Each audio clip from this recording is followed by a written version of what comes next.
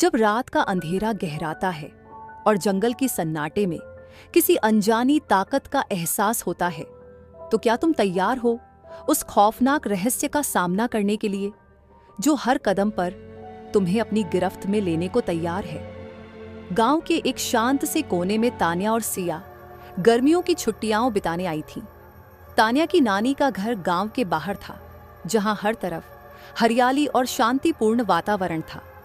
ये गांव एक तरफ खूबसूरत था, लेकिन दूसरी तरफ उसकी छांव में एक रहस्यमय जंगल भी था। लोग उसे कालीन जंगल कहते थे और गांव वालों के अनुसार वहां रात के समय अजीब घटनाएं घटती थीं।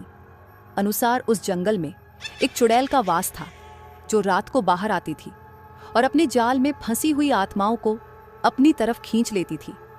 लेकिन तान्या और सिया इन सब बातों को मजाक समझती थीं और उन्हें यकीन नहीं था कि ऐसी कोई बात सच हो सकती है। एक शाम तान्या ने सिया से कहा, चलो हम जंगल में कैंपिंग करने चलते हैं। सिया थोड़ी घबराई हुई बोली, क्या तुम पागल हो गई हो?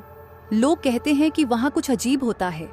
तान्या हंसते हुए बोली, कुछ नहीं होगा सिया, बस एक मजेदार अनुभव होगा, डरने की क्या बात है। सिया ने फिर भी चिंता जताई, लेकिन तान्या के उत्साह के सामने वह चुप हो गई। आरव और आदित्य को भी साथ ले लिया। चारों ने मिलकर जंगल में जाने का निर्णय लिया।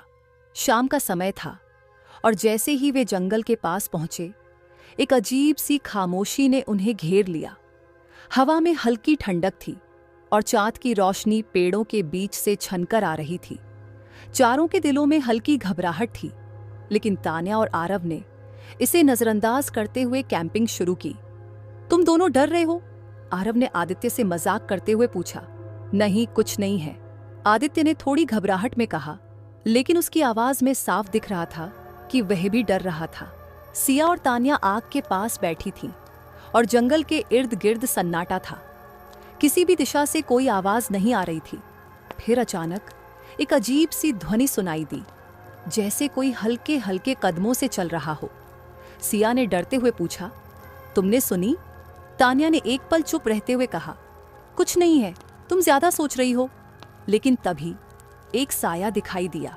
सफेद साड़ी पहने हुए एक महिला का रूप अंधेरे में घुलते हुए दिखा। चारों की सांसें रुक गईं। ये कौन है? आदित्य ने कांपते हुए पूछा। चलो जल्दी तंबू समेटते हैं, आरव ने कहा और सभी घबराए हुए खड़े हो गए। महिला उनकी ओर बढ़ रही थी और फिर अचानक उसकी आवाज आई, तुम लोग यहाँ क्यों आए हो?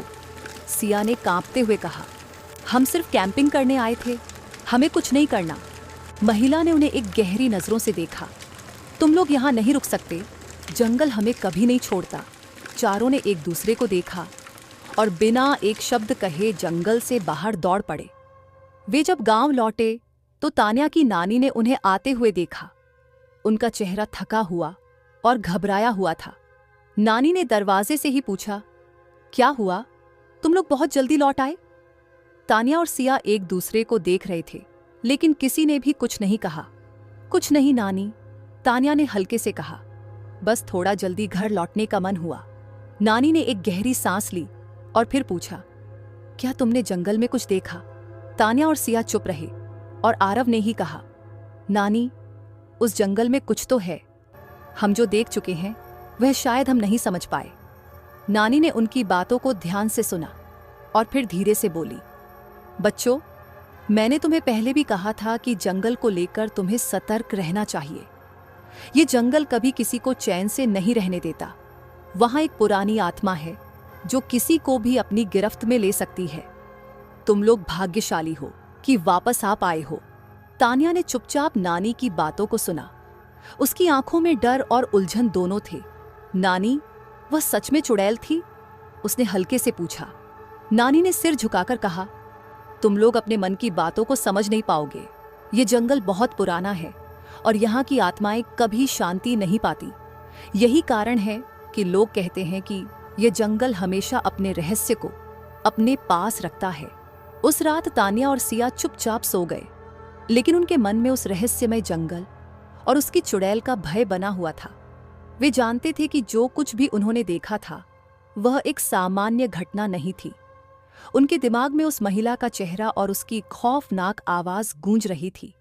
अगले दिन सुबह नानी ने कहा, अब तुम लोग यहां आराम से रहो, लेकिन जंगल के पास कभी मत जाना। तान्या ने सिर झुकाया और सिया भी चुपचाप उसकी बातों को सुन रही थी। वे दोनों जानते थे कि इस घटना ने उनकी जिंदगी में एक नया डर पैदा कर दिया था और अब उन्हें इस रहस्यमय जंगल से जुड़ी कोई भी बात नहीं भूलनी थी। नानी की बातें उनके दिलों में घर कर गईं और अब जब भी वे उस जंगल की ओर देखते, एक अजीब सी दहशत महसूस होती। जंगल अब उनके लिए सिर्फ एक डरावनी कहानी नहीं, बल्कि एक खौफनाक हकीकत बन चुका था। इस अनुभव के बाद तान्या और सिया ने न कभी उस जंगल का रुख किया, न ही उसके बारे में कभी बात की। वे जानते थे कि उस रात के बाद कालीन जंगल का रहस्य हमेशा के लिए उनके दिलों में रहेगा। कृपया हमें सपोर्ट करें और इस चैनल को सब्सक्राइब करें। अगर आपको ये वीडियो पसंद आया हो तो कमेंट करके जरूर बताएं। आपका बहुत बहुत धन्यवाद।